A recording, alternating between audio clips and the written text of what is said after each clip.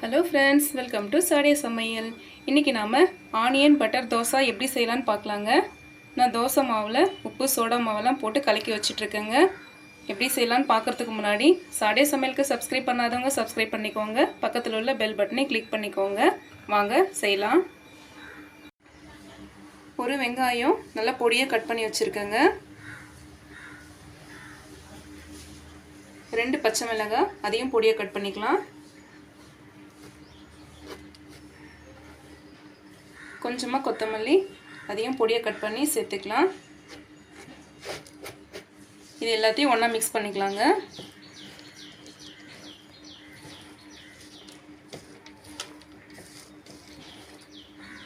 எல்லாம் கலந்தாச்சு. இப்போ தோசை ஊற்றிக்கலாம். தவா ஹீட் பண்ணியாச்சுங்க. லேசாக எண்ணெய் தேய்ச்சிக்கலாம்.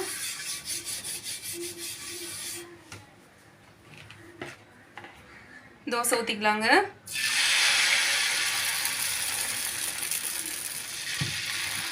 ரொம்ப மெல்லிசாக தேய்க்காதீங்க. இந்த அளவுக்கு தேய்ச்சிங்கன்னா போதும். நம்ம கட் பண்ணி மிக்ஸ் பண்ண வெங்காயம், கொத்தமல்லி, பச்சை மிளகாய் மேலே தூவிக்கலாங்க.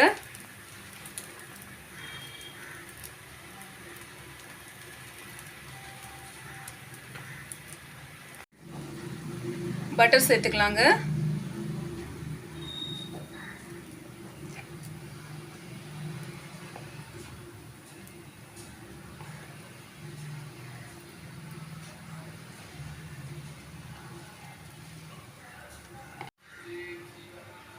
பட்டர் லேசாக அப்படி கலந்து விட்டுக்கலாங்க.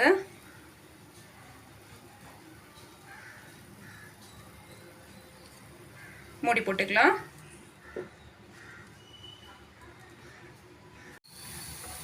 ஒரு பக்கம் தோசை வந்துடுச்சுங்க.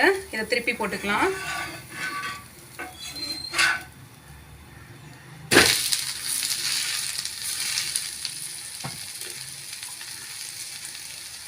கொஞ்சமாக நெய் சேர்த்துக்கலாங்க.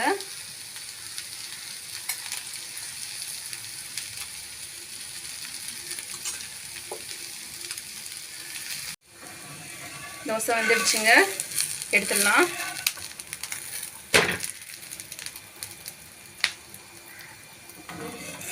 சுவையான ஆனியன் பட்டர் தோசை ரெடி ஆயிடுச்சுங்க.